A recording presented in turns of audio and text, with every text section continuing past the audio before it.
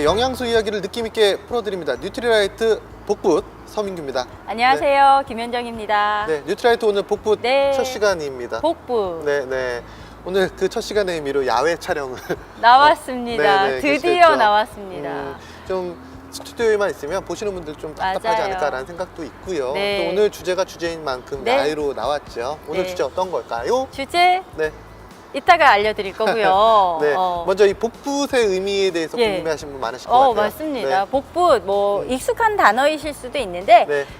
복사해서 붙이기. 음. 그래서 우리 같이 방송을 끝까지 하시면요, 애교님들께서 오늘의 주제 내용은 적어도 이 내용은 그냥 컨트롤 C, 컨트롤 V 해가지고 비즈니스에 그리고 일상생활에 적용하실 수 있을 거라고 확신을 합니다. 네.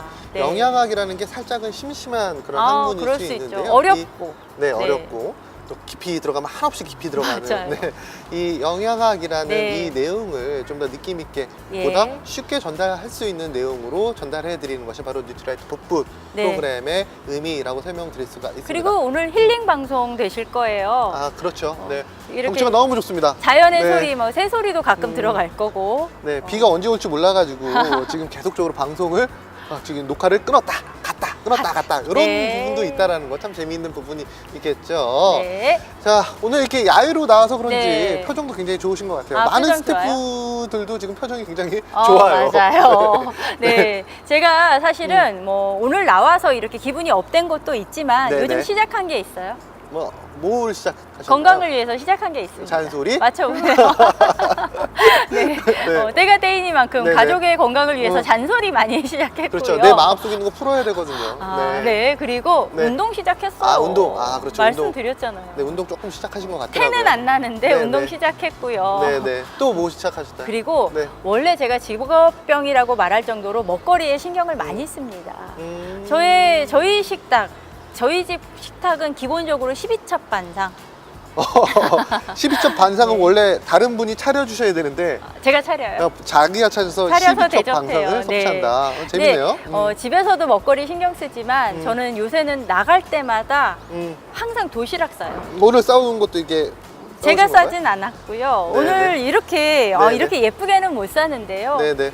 달라진 삶을 살고 싶다면 네. 먹는 것부터 달라져야 한다라는 얘기가 있어요. 오늘도 또 명언을 이렇게 맞습니다. 투척을 해주시네요. 명언 준비를 하셨어요. 네네. 달라진 삶을 살려면 먹는 먹는 것부터 게 달라져야 된다. 달라져야 라는 된다. 얘기죠. 사실 네네. 최근에 100세 시대 이야기하면서 네네. 저는 좀 두렵더라고요. 왜? 뭐가 두려웠나요? 그러니까 100세 시대 막 120세, 120세 시대까지 얘기하는데요.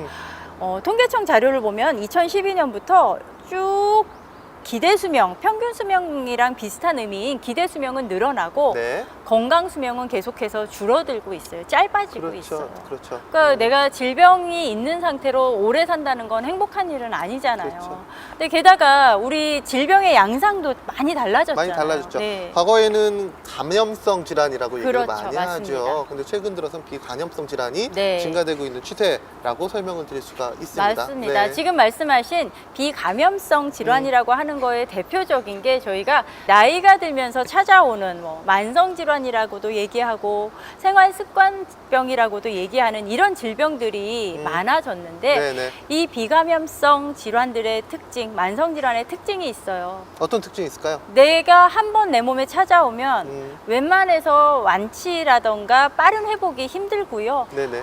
한 번 딱 온 순간부터 거의 내가 죽을 때까지 쭉 붙어서 가야 되는 경우가 많습니다. 그렇죠. 이런 질병들은 네. 우리가 삶의 질을 떨어뜨리는 대표적인 질환이다라고 얘기를 맞습니다. 하고요. 그래서 또 이런 우리 호주머니에서 계속적으로 돈을 끄집어내는 그런 의료비 질환이기도 지출을 하죠. 가장 네. 올리는. 그래서 질병관리본부에서요, 이 네. 만성 질환들이 어떤 의료비 지출도 많아지고 이러다 보니까 특별히 이 만성 질환에 대한 연구를 진행했습니다. 네네. 연구 진행해가지고요, 질병 부담의 어떤 위험 요인, 세 가지 위험 요인을 딱 발표를 했잖아요. 그렇죠. 뭐였죠? 영양과 음주와 흡연이 가장 대표적인 원인이 세 가지 다 해당되시죠.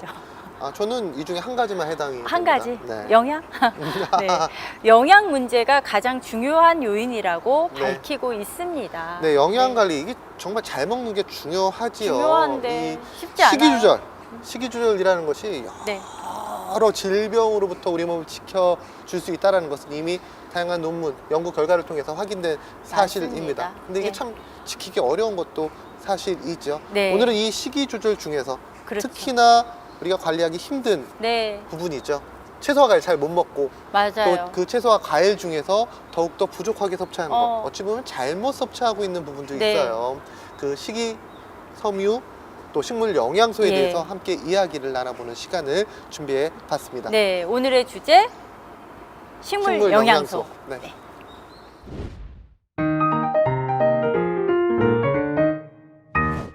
네, 지금 말씀하신 것처럼 현대인에게 가장 결핍되기 쉽고 그런데 현대인에게 또 가장 중요하다고 지금 중요성이 강조되는 그 식물 영양소에 대해서 오늘 그 가치와 기능에 대해서 말씀드릴 건데요. 네네. 민규님이 항상 하시는 말씀이 있어요. 어떤 얘기일까요? 영양학에도 트렌드가 있다. 그렇죠. 영양학도 그쵸? 트렌드가 있습니다. 우리 예. 화장품만 트렌드가 있는 게 아니고요. 네. 영양학도 트렌드가 있습니다. 그 예. 시기에 맞는 영양학에 네. 조금 더 집중하는 게 바람직한데요. 좀 폭 넓게 한번 시간을 두고 보면 네. 영양학, 우리가 19세기 정도에 처음으로 시작됐다라고 얘기를 하는데요. 연구가. 네네. 이 시기에 주로 집중한 연구는 에너지, 그리고 단백질과 관련되어 있는 네. 연구가 집중이었고요. 20세기로 넘어오면서 이 영양학이라는 학문의 예. 집중도가 약간씩 변하게 됩니다. 바로 에너지와 단백질에서 비타민과 무기질로 이렇게 살짝 넘어왔죠. 맞아요. 이렇게 그다음 네. 비타민 무기질 연구를 하면서 이 미량 영양소라고 하는 그렇죠. 비타민 무기질이 어디에 충분히 들어있는가. 그래서 급원식품으로서 대두됐던 게 채소 과일이에요. 맞아요. 지금 여기 네. 저희가 많이 준비한 맞아요. 이 채소 과일에 들어있는 비타민 무기질을 연구하다 보니까 네. 비타민 무기질 외에 더 다양한 성분들이 보이기 시작한 거죠. 그렇죠. 그래서 연구하시는 분들이 질병의 예방이라던가 어떤 치료에 도움을 줄 수 있는 그리고 조금 전에 말씀드린 만성질환과 관련된 여러 가지의 가능성, 유용성을 보고 집중적으로 연구하기 시작한 게 바로 이 식물 영양소입니다. 네, 맞습니다. 비록 아직까지는 국내 건강기능식품 법상으로 네. 일부를 제외하고는 부원료로 분류가 되는 그렇죠. 좀 아쉬움이 예. 있지만 식물 영양소라는 것은 식물이 자신의 몸을 보호하기 위해서 분비하는 물질이죠. 우리가 파이토케미칼이라고도 파이토케미칼. 얘기를 많이 하는데요. 이 예. 파이토케미칼이 신체에서 우리 네. 사람에게 유용한 기능을 했을 때 우리가 예. 파이토뉴트리언트라고 불리게 됩니다. 네. 사실 이 파이토뉴트리언트 같은 경우에는 좀 우리 삶과 좀 멀리 떨어져 있어 라고 얘기를 하지만 네. 실제로 굉장히 가깝게 와 있습니다. 예, 그렇죠? 맞습니다. 의약품 같은 경우에도 굉장히 많이 이 식물 기원의 의약품이 많잖아요. 많죠. 대표적으로 어떤 게 있을까요? 오늘 저 오다가 본 것 같아요. 버드나무. 그렇죠. 버드나무, 껍질. 아스피린이라는 네, 네. 성분도 있고요. 뭐 탁솔이라는 의약품도 우리 있고 예. 또 뭐가 있을까요?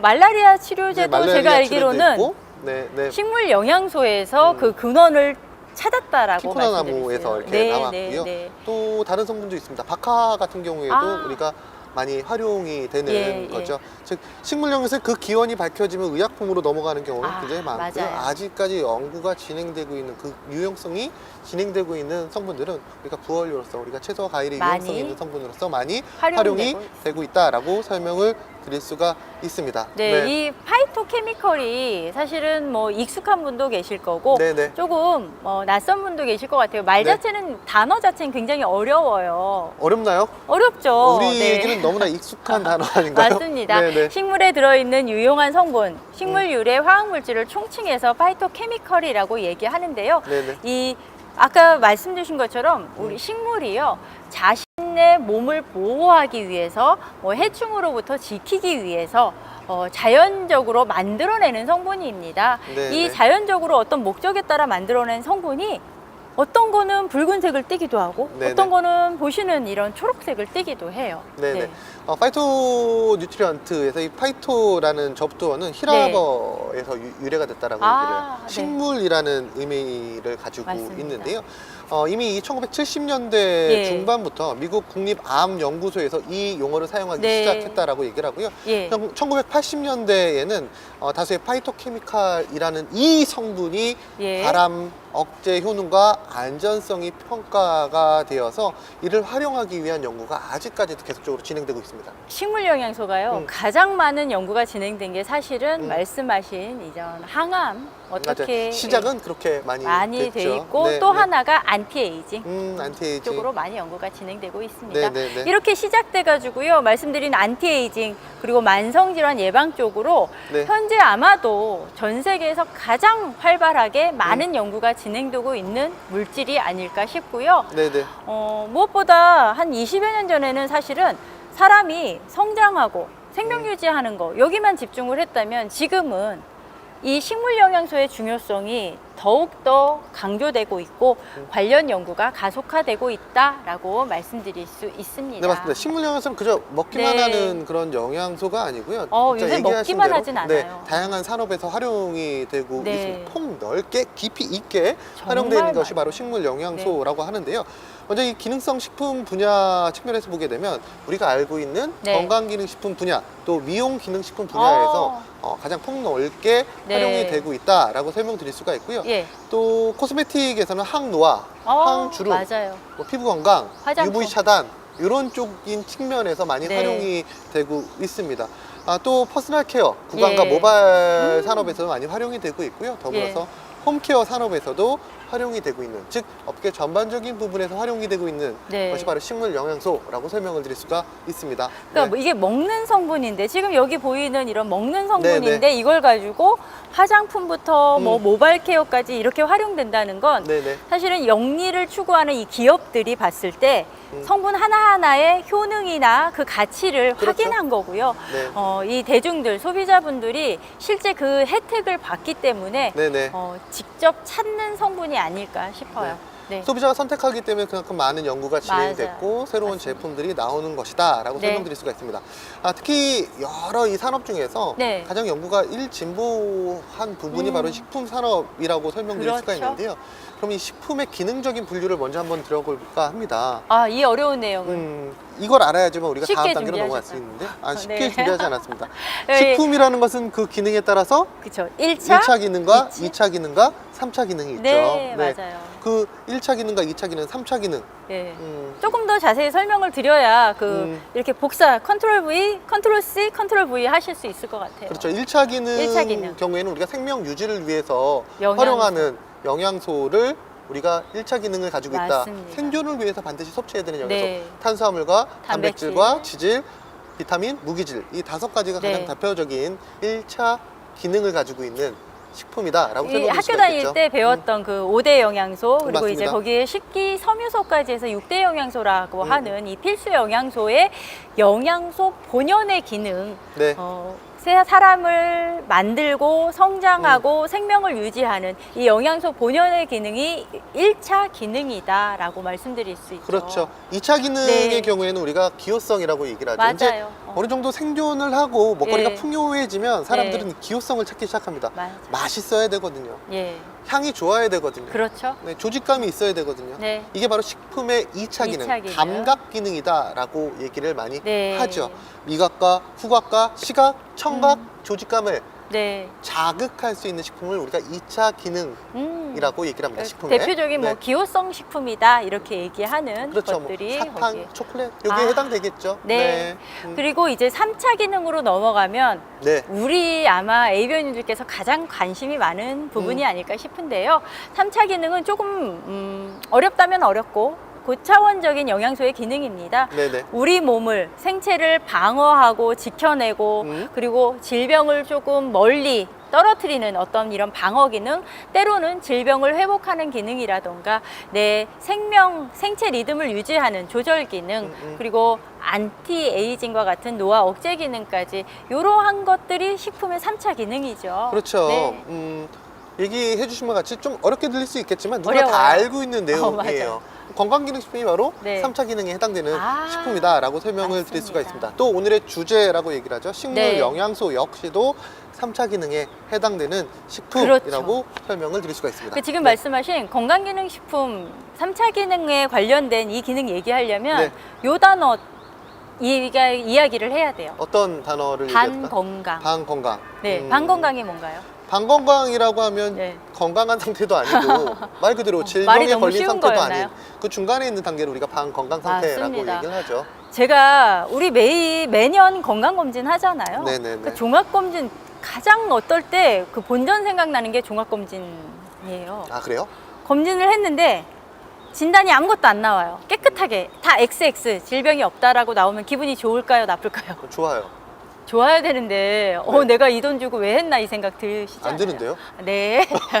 안 드는 분도 계시고 본전 생각나는 사람도 있는데 내 몸을 얼마나 관리를 잘했나라는 자부심이 느껴지죠. 자부심, 네, 알겠습니다. 근데 이 건강검진에서 질병이 없다, X가 나왔다라고 해서 내 몸이 무조건 건강하다라고 할 수 없잖아요. 아, 맞습니다. 그런 거죠. 질병 진단이 나오고 나오지 않고는 사실은 어떤 기준 범위를 넘었냐 아니냐일 뿐인 거예요. 그렇죠. 수치를 하나 넘었다고 질병이 네. 되는 거 아니고 하나 낮았다가 정상이 아니듯이 맞습니다. 방 건강 상태라는 네. 것은 정상 단계와 질병 사이 그 네. 단계의 사이를 의미한다라고 설명드릴 수가 있습니다. 뭐 대표적으로 방 건강이라고 얘기하면 당뇨, 전 단계 당뇨라고 얘기를 많이 그렇죠. 하죠. 전 단계 고혈압이라고도 네. 얘기를 하죠. 이 반건강 상태에서는 예. 질병 예방 차원에서 관리가 그만큼 더 중요한 시기라고 설명드릴 수가 있어요. 맞아요. 이 반건강 상태, 아직 질병이 음. 오지 않았지만 내 몸이 어떤 상태인지 정확하게 알 수 없는, 그러니까 매일매일 지금 이 순간 우리 몸 상태인 것 같아요. 이런 상태에서 내가 오늘 하루 지금 이 순간에 건강 쪽으로 한 발 갈 것인가, 질병 쪽으로 한 발 갈 것인가의 결정 요인이 바로 산화 스트레스. 산화 스트레스. 네. 예. 지금 우리 계속 산화 스트레스 생기고 있잖아요. 내 그렇죠. 몸 안에서. 음. 그러니까 우리 몸 안에서 유해산소, 활성산소, 뭐 산화종, 산화 스트레스라고 말하는 성분이요. 안 생길 수 없어요. 숨 쉬고 있잖아요. 오늘 맞아요. 저희가 힐링 방송 표방하면서 맑은 공기 마시고 있지만 맑은 공기 마셔도 내 몸에선 유해산소는 만들어집니다. 맞습니다. 네네. 이 만들어진 유해산소를 얼마나 내 몸이 잘 처리해내느냐에 따라서 건강으로 갈 것인가, 질병으로 갈 것인가가 매 순간 달라진다. 그렇죠. 모든 질병의 시작이다라고 얘기를 네, 합니다. 이 네. 산화적인 스트레스 상태에서 예. 관리를 잘 못하면 질병 쪽으로 넘어가고요. 그렇죠. 이 산화적 스트레스 상태를 잘 관리하면 정상 수준으로, 정상 네. 상태로 간다라고 얘기를 하죠. 예. 그래서 이러한 그 산화적 스트레스 상태, 뭐 유해산소도 얘기하시고 다양한 부분이 바로 신체 균형을 무너뜨리는 네. 그 원인, 맞습니다. 시작이라고도 시작이- 얘기를 하죠. 네. 그 식물 영양소가 되게 신기한 게요. 음. 이 유해산소와 관련된 그 기능에 있어서 한 가지 어떤 그 작용을 하는 기전이 한 가지가 아니라고 들었어요. 그렇죠. 여러 예. 기전이 있죠. 이렇게 예. 복합적인 기전이. 그러니까 유해산소 생성 자체를 억제해주기도 하고 네네. 또 뭐 그 자체가 방어 네. 물질로서 그 역할을 수행하고 다른 맞습니다. 부분을 복돋아주는 역할도 수행하죠. 그리고 네. 유해산소가 이렇게 다른 것과 연쇄 반응하는 거를 차단해주는 네, 이런 네, 네. 기능도 있고요. 그러니까 네. 식물 영양소가 항산화 영양소로서 폭넓게 깊이 연구되는 이유는 영양소로 이 식물 영양소의 기전 자체도 다양하게 발휘되고 있다라고 보시면 될 것 같습니다. 네, 그만큼 식물 영양소가 가치가 있다라고 네. 설명드릴 수가 있는데 예, 그 종류도 많고요. 예. 그렇다고 무턱대고 채소와 과일 많이 먹는다고 해서 우리가 식물 영양소를 많이 섭취할 수 있는 건 아니겠죠. 그렇죠. 네, 올바른 식물 영양소의 섭취는 제대로 재배된 채소와 과일, 네. 정성스럽게 재배된 채소와 과일에서 적정한 조건에서 네. 만들어지는 네. 가공 처리된 식물 영양소 섭취하는 게 가장 좋은 방법이다라고 얘기를 합니다. 네. 그러니까 사실 이 말이 이거잖아요. 음식 만들 때 조금 뭐 한 소끔 뭐 이런 말 나오는 것처럼 네네네. 적절하게 적정량 이런 단어가 네, 말은 쉬운데 제일 어려워요. 맞아요. 네네. 정말 그- 어려워요. 이 식물 영양소 관련돼 있는 네. 논문도 굉장히 많이 우리가 찾을 많은- 수가 맞습니다. 있죠. 뭐 채소와 과일을 많이 섭취하게 되면 네. 그 섬유질이 풍부한 그런 부분이 있기 때문에 그 자체로도 가치가 있고요. 또 그 안에 포함되어 있는 영양소로 인해서 신체 전반적인 네. 도움이 된다라고 얘기를 하는데 지금 논문 예. 보시면 이런 논문이 있어요.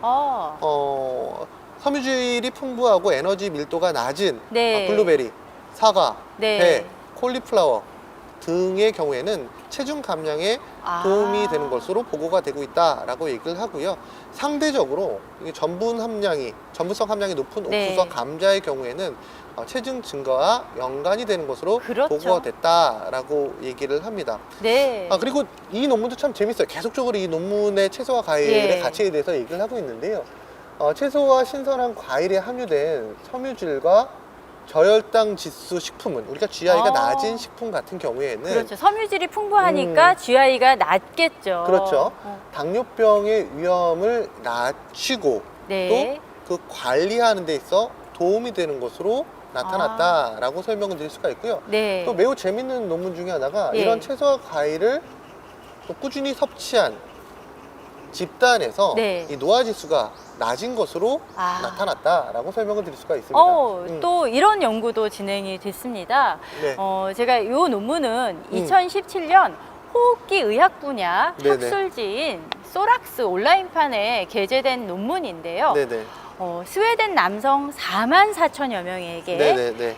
이게 또 중요해요. 평균 13.2년 동안 이분들의 건강과 식생활의 상관관계, 이 기록을 토대로 그 상관관계를 확인을 한 거예요. 네네. 그랬더니 채소, 과일에 섭취하고 만성 폐쇄성 폐질환이라고 하는 이 네. 질병의 관련성이 보이더라는 겁니다.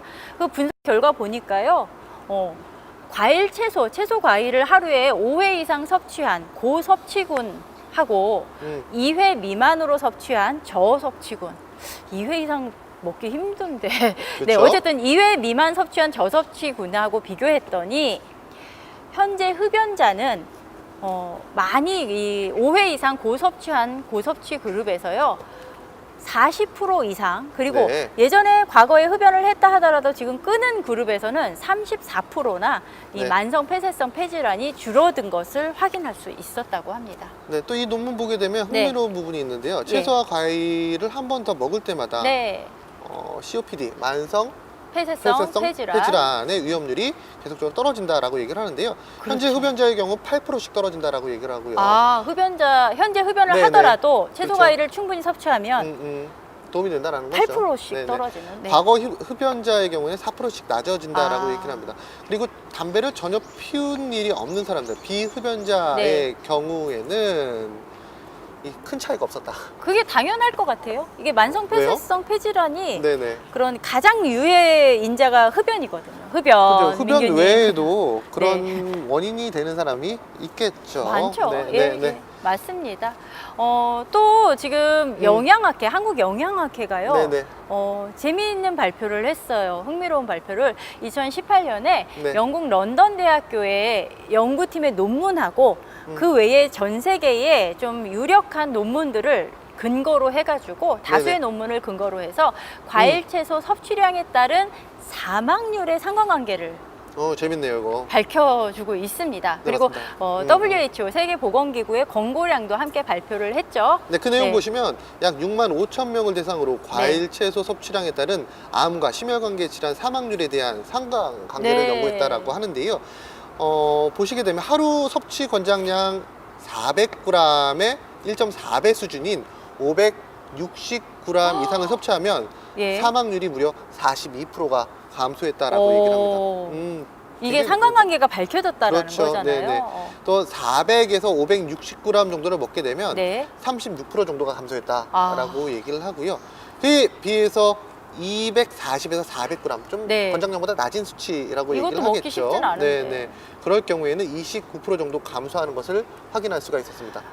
사실 무조건 먹으라는 거예요. 먹으라는 네, 거예요. 네, 왜냐면은 채소 400g이 예전으로 근으로 따지면은 한 근이거든요. 네네네. 시금치 한 근 하면은 이렇게 커다란 봉지로 한 봉지예요. 맞습니다. 물론 이렇게 데치고 나면 얼마 안 되지만 그러니까 생채소로 봤을 때는 거의 진짜 한 보따리를 먹어야 그렇죠. 한 보따리. 현실적으로 힘들죠. 힘들죠. 애들 먹이긴 더 힘들고요. 그리고 이 연구가 더 재밌는 게요. 네네. 신선한 과일하고 채소를 먹었을 때 효과는 더 좋았고요. 음.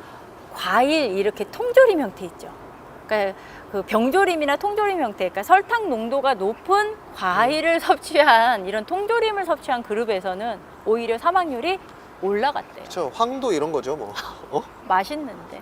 그렇죠. 맛은 있는데. 근데 이게 황도나 그런 파인애플 뭐 이런 통조림 먹을 때 사람들이, 그리고 몇 년 전에 완전 선풍적인 인기를 끈 과일 주스 있잖아요. 네네네. 생과일 주스. 네네. 그러니까 생과일 주스 밖에서 드시면 많은 분들이 나는 그래도 오늘 과일 좀 챙겼어 라고 생각을 해요.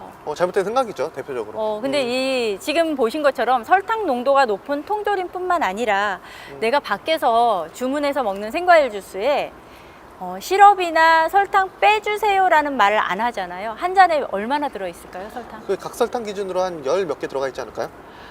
적게 들어가 있으면 17 정도. 네네네. 정도. 그러니까 각설탕이 하나가 보통 2, 3g 정도 네네. 하니까 보통 50g 이상 들어가고요. 이 네네. 한 잔 생과일 주스에 많이 들어가는 경우에 제가 이 자료는 통계 자료 보고 깜짝 놀랐는데요. 150g 이상까지 들어가요. 네, 이렇게 뭐 다양한 얘기를 네. 한번 나눠봤는데요. 뭐 논문이라든지 채소와 과일에 관련돼 있는 내용을 한번 얘기를 해보면 예. 하나의 논문이 정답이 될 수가 없어요. 그렇죠. 또 잘못된 상식이 너무 많이 팽배했기 때문에 이걸 네. 바꾸는 건 굉장히 힘들다라고 네. 설명을 드릴 수가 있는데요. 네. 가장 중요한 것은 채소와 과일에 포함된 영양소와 식이섬유가 우리 몸에 맞습니다. 분명 긍정적인 역할을 수행하고 있다는 거고요. 그거는 뭐 누구도 반박할 수 그렇죠, 없는 것 그렇죠, 같아요. 그렇죠. 두말하면 잔소리. 그런 기전이 어. 하나하나 밝혀지기 이전에는 네. 우리가 당연히 취해야 된다라고 생각합니다. 맞습니다. 취한다라는 게 알코올을 취한다는 게 아니라 알코올 예, 좋아하시는 득해야 거 나오니까. 된다라는 그런 얘기가 되는 맞아요. 거겠죠. 네. 이런 건강 예능, 의료 예능 보면 요즘 트렌드처럼 많이 나오는데 네. 채소 과일 이야기를 하면서 이런 말씀 많이 하세요. 그러니까 채소 과일을 많이 먹어야 된다. 그런데 이 채소 과일을 어떤 정제된 형태로 먹는 거를 약간 거부하는, 부정하는 분들이 가끔 계세요. 전문가 분들이. 근데 그분 말씀이 어떻게 생각하세요? 전 틀린 건 아니라고 봅니다. 맞습니다. 가장 잘 먹는 방법은 네. 자연에 존재하는 상태에서 네. 흡사하게 섭취하는 것이 가장 좋은 방법이다 맞아요. 라고 설명할 그리고 수가 있겠죠. 그분들이 그 전문가분들이 이야기하시는 이유가 채소 과일에 있는 비타민 무기질만 보지 말라는 거거든요. 네네네. 핵심은 그분들이 봤을 때 이 채소 과일에 풍부한 비타민 무기질 외에 정말 중요한 이 다양한 색깔의 식물 영양소 플러스 섬유소의 중요성을 보기 때문에 그분들은 자꾸 자연의 식품의 섭취를 강조하고 있다. 지금 얘기하신 대로 채소 과일은 자연에서 섭취하는 게 그 가장 가깝게 좋은 섭취하는 게 가장 좋은 방법이죠. 맞습니다. 근데 우리가 현대를 살면서 네. 자연에 가까운 또 자연의 긍정적인 영향을 가지고 있는 채소와 과일을 섭취하는 게 힘들기 때문에 지금 맞아요. 얘기하신 대로 정제되어 있는 상태에서 우리가 그나마 도움이 될 수 있도록 섭취하는 거 아닐까라는 판단을 해 봅니다. 맞습니다. 자, 그러면 우리가 식물 영양소 네. 어떤 종류가 있는지 한번 얘기를 해봐야 될 것 같아요. 하나하나 자세하게 얘기하는 것보다는 우리 네. 그 내용은 다음 시간에 한번 얘기를 해보고요. 지금 그 스포일러. 그렇죠. 다음 편이 또 준비되어 네. 있다는. 이 전체적으로 네. 어떤 종류의 예. 식물 영양소가 있는지 대표적으로 색깔별로 한번 분류를 해보도록 하죠. 그러니까 지금 색깔별로 많이 알고 계시는 게 대표적인 게 안토시아닌. 네. 그쵸? 그리고 레스베라트롤, 그리고 리코펜, 뭐 엘라그산, 루테인, EGCG, 뭐 헤스페리딘 너무 많죠. 네네네. 그리고 더 또 많이 들어보셨을 알리신이나 뭐 케리세틴까지 정말 식물 영양소는 이렇게 이름 들으면 딱 알만한 것도 있지만 정말 다양한 영양소들이 있습니다. 네. 잠깐 몇 가지 얘기해 주셨는데 이름 저도 너무 어려워요. 실수할까 봐. 네네네. 네. 굳이 챙겨 먹지 못한 이유가 있는 것 같아요. 이름이 어려워서? 이름이 어려워서. 그거 어디 들어가 있니? 뭐 이런 거 되게 힘들잖아요. 그리고 우리나라 사람들이 가장 잘못 생각하고 있는 것 중에 하나가 우리나라 사람이 나물 위주의 식생을 한다라고 네. 착각을 많이 하시는 경우가 굉장히 많아요. 그러니까 많이 먹고 있다고 생각을 해요. 그리고 그렇죠. 이렇게 옆에 사람이 먹는 거 나왔잖아요. 그럼 그렇죠. 같은 식탁에서 먹었으면 그냥 나도 저거 먹여봤다라고 착각하는 경우도 많은 것 같습니다. 맞습니다. 그래서 실제로 잘 못 먹어요. 그쵸. 그 자료도 있죠. 네. 맞습니다. 실제로 우리나라 국민들이 어떻게 이 식물 영양소를 섭취하고 있는지 네네. 그 과일, 채소 섭취 실태 연구 결과를 보면은 네. 우리나라는 절대 충분하게 먹고 있지 않아요. 네, 지금 화면에서 네. 나오고 있는데요. 전체적으로 권장 수준 이상 섭취자 비율이 낮습니다. 낮아요. 맞습니다. 특히나 이 그래프를 보게 되면 상대적으로 노란색 그리고 흰색, 흰색 채소의 섭취 비율은 상대적으로 높지만 이것조차도 굉장히 김치 낮아요. 먹고 살아가지고. 네, 마늘 많이 먹어서 마늘. 뭐 그런 것 같아요. 네. 전반적으로 낮아요. 특히나 녹색, 파란색, 보라, 적색 계열이 보라, 비중이 굉장히 적색 낮습니다. 계열 많이 네. 낮게 나오죠. 우리나라가 이렇게 좀 편차가 나오는 심해요. 이유는 네. 사실은 우리나라처럼 사계절이 뚜렷한 나라도 없거든요. 그러니까 요새 뭐 이렇게 하우스 재배가 많아졌다고는 하지만 그래도 아직까지는 제철 채소와 제철 과일 이 사계절이 명확하기 때문에 영양소의 트렌드도 계절 따라 달라질 수밖에 없는 거죠. 네, 맞습니다. 이 네. 조사 결과는 계절마다 약간씩 맞아요. 다 다르죠. 맞습니다. 네네. 네. 한마디로 뭐 얘기를 하게 되면 예. 이 그 시기에 따라서 달라진다라고 얘기를 합니다. 예를 들어서 네. 귤이 가장 많이 나오는 시기에 높은 색깔은 어떤 색깔일까요? 뭐 귤 하면은 그렇죠. 노랑이. 그 시기에 조사하면 노란색이 네. 가장 높게 나오고요. 맞아요. 수박이 가장 많이 나오는 계절에 수박. 하게 되면 빨간색. 지금 계절이네요. 네네. 적색 네. 계열의 네. 식물 영양소 섭취가 가장 높게 나온다라고 얘기를 합니다. 즉, 이 맞습니다. 얘기는 네. 편차가 그만큼 심하다는 거, 우리나라 먹기 사람들이 힘들다는 거. 그렇죠. 적정하게 섭취하지 못하다는 네. 거예요. 식물 영양소라는 것은 1년 내내 고르게 섭취할 수 있는 방법을 득해하는 것이 굉장히 중요한데 맞아요. 우리나라 사람들이 그러지 못하고 있다라고 설명을 드릴 수가 있습니다. 계절 변화의 특성 따라서 네네. 우리 채소 과일의 섭취도 달라지잖아요. 네네. 그러니까 이런 어떤 계절이라는 특정 예가 될 거고요. 실제로 2018년 국민 건강 통계 결과를 보면은 1998년부터 네.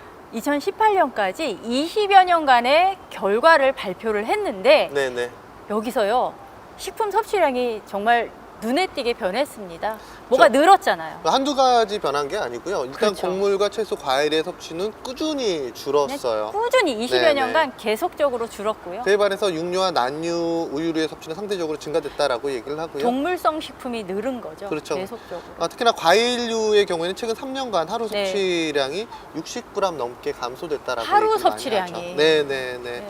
특히나 이게 연령대에서 좀 네. 심한 편차가 나왔습니다. 19세에서 29세 섭취량이 76g으로 연평균 가장 낮았다라고 설명드릴 수가 있겠죠. 지금 이 네. 청년층이 문제네요. 그렇죠. 사실 이렇게 딱 고등학교 졸업하면서 음. 자취하고 뭐 이렇게 나가서 사는 챙겨주는 사람이 없어 없는 거죠. 네. 그러니까 채소 과일이 사실은 챙겨 먹기 누가 챙겨주지 않으면 가장 먹기 힘든 게 이 채소 과일이에요. 그렇죠. 또 네. 가격도 있다 보니까. 또. 예, 그리고 어쨌든 씻어야 되고 그렇죠.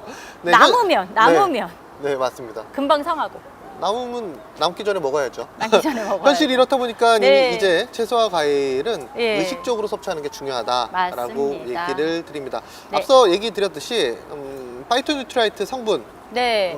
색깔별로 이렇게 쫙 분류가 그쵸. 되어 있죠. 레스베라트롤, 네, 안토시아닌, 리코펜, 라이코펜, 예. 엘라그산. 네. 이름이 굉장히 좀 어렵긴 하지만 네. 어떻게 먹어야 되는지 많이 음. 힘들어하세요. 네네 그 방법에 대해서 이제 네. 간단하게 좀 얘기를 드려볼까 합니다. 네. 지금 사실은 채소 과일 말씀하시면 여기 앞에 잠깐 보시면 네네. 가장 눈에 띄는 게 뭐죠? 채소 과일이죠. 네네. 채소 과일에서 네. 색깔 보이잖아요. 네네네. 그러니까 채소 과일 식물들이 자기 몸을 방어하거나 뭔가 목적을 가지고 만들어내는 이 성분들이 네. 특별하게도 색깔을 띱니다. 음. 그래서 이 색깔별로 섭취하시면 다양하게 섭취하실 수 있어요. 다양한 기능의 식물 영양소를. 그렇죠. 식물 그렇죠? 영양소가 색소 성분이 많다라고 네, 얘기를 해요. 네. 우리가 제철 과일이 좋다라고 하는 이유도 네. 그 제철에 나오는 이 식물 영양소, 예. 이 식물 안에 포함되어 있는 채소 과일에는 포함되어 있는 네. 그 색소들이 사실은 천적으로부터 자신의 몸을 보호하기 네. 위해서 발현되는 색상이기 네. 때문이겠죠. 네. 그래서 제철 과일이 좋다라고 얘기를 하는데 그래서 사실 한 30여 년 전에 영양학에서 얘기했던 게 채소 과일 충분히 드세요 얘기했었어요. 그랬어요? 근데 이게 아까 트렌드 변한다고 말씀 주셨는데 한 10여 년 전부터 갑자기 말이 추가가 됩니다. 뭐라고요? 채소 과일을 충분히라고 말하지 않고 채소 과일을 5가지 색깔을 섞어서 그렇죠. 하루에 몇 접시 이상? 5접시 먹으라고 그러는 거죠. 그러니까 이걸로요. 이거 잠깐 들어서 볼게요. 빨간색 한 접시, 보라색 한 접시, 이렇게 5가지 색깔을 5접시 이상을 섭취하라고 이야기하고 있습니다. 그렇죠. 지금 얘기해 주신 게 참 네. 와닿진 않아요.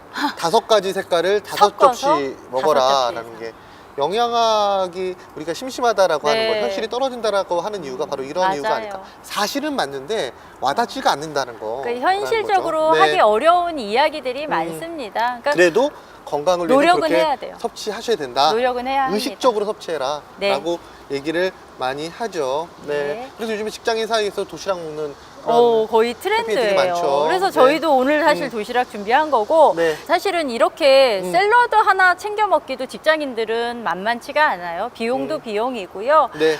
우리가 이 직장인들이 흔하게 먹는 거, 직장인들의 애용템, 김라, 김밥 라면, 김라. 전 김밥과 라면은 잘 먹지 않습니다. 네, 네. 제가 굉장히 자주 봤는데. 네, 제 건강은 네. 소중하니까요. 네. 빠르게 먹고 맛있게 먹고 이런 것들이 직장 회사 주변에 어떤 음식점들이 많은가를 보면 알 수 있어요. 맞아요. 그래서 여유 있게 식사를 하고 여유 있게 채소 과일을 그것도 신선한 상태로 식물 영양소가 고스란히 남아 있는 상태에 자연 상태의 채소 과일을 섭취하는 건 절대 쉽지 않기 때문에 네네. 우리는 이 채소 과일의 식물 영양소에 조금 더 신경을 써야 되지 않을까 생각합니다. 그렇죠. 채소 과일 뭐 다양한 종류의 네. 채소 과일 많이 먹어라라는 건 이제 잔소리에 지나지 않습니다. 네. 그 대안을 제시해 주는 것이 굉장히 중요하겠죠. 맞아요. 기본적으로 채소와 과일은 5가지 색깔 위주로 해서 네. 의식적으로 챙겨 먹어라. 잘 먹어라가 아니라 건강을 위해서 의식적으로 챙겨 먹어라. 그리고 맞아요. 그거에 힘들면 네.